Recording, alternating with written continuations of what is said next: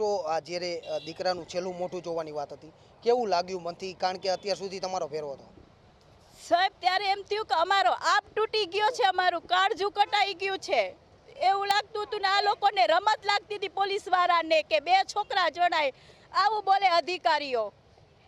કેમ આ લોકોને? અમને ન્યાય જોઈએ. આવો ન્યાય રાજકોટમાં હશે પોલીસ વાળા પાસે? તો અમે નાના માણસ, ગરીબ માણસ ક્યાં જો? અમારા ઘર પૈસા નથી એટલે અમને ધક્કા ખવડાવે એને ગુનેગારોને ચા પાણી ફાકીઓની સુવિધા રૂમમાં બેસાડીને. અમે ન્યાય માંગવાળા જમીન ઉપર બેસીએ છીએ. અમને ન્યાય જોઈએ છે સાહેબ.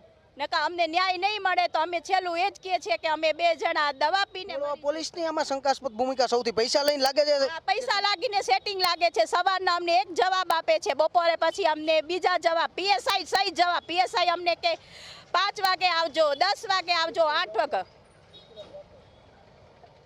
અમારે શું વિચારવું એ જ કંઈ ખબર નથી પડતી. અમારો તો લંકા લૂંટાઈ ગઈ, એની દાદી મરવા જેવી પડી છે. આના દાદી છે આવી હાલત, કાળજું કાઢી નાખ્યું. આ દ્રશ્યો છે, આખા પરિવારજનો અહીંયા છે કે જેટના કાજુ કંપાવનાર ઘટના છે તે સામે આવી છે ને યુવક જે મોતને ભેટ્યો છે, પોલીસે હાર્ટ એટેકમાં કપાવ્યો, પરંતુ પરિવારજનો આક્ષેપ કરી રહ્યા છે કે તેમની હત્યા થઈ છે. 10 દિવસથી આ રજૂઆત કરી રહ્યા છે, પરંતુ કોઈ સાંભળવાવાળું નથી. રાજકોટ પોલીસની આ નિર્દયતા શું કારણ ઉઠી રહ્યું છે? શું આમાં કોઈ સેટિંગ કરવામાં આવ્યું છે કે કેમ? આ પરિવાર છે તે અનેક સવાલો ઉઠી રહ્યા છે. પરિવારને ન્યાય ક્યારે મળશે તે પણ જોવાનું રહેશે. કેમેરામેન ધવલ ગોંડલિયા સાથે સની મેળ, વીટીવી ન્યૂઝ, રાજકોટ.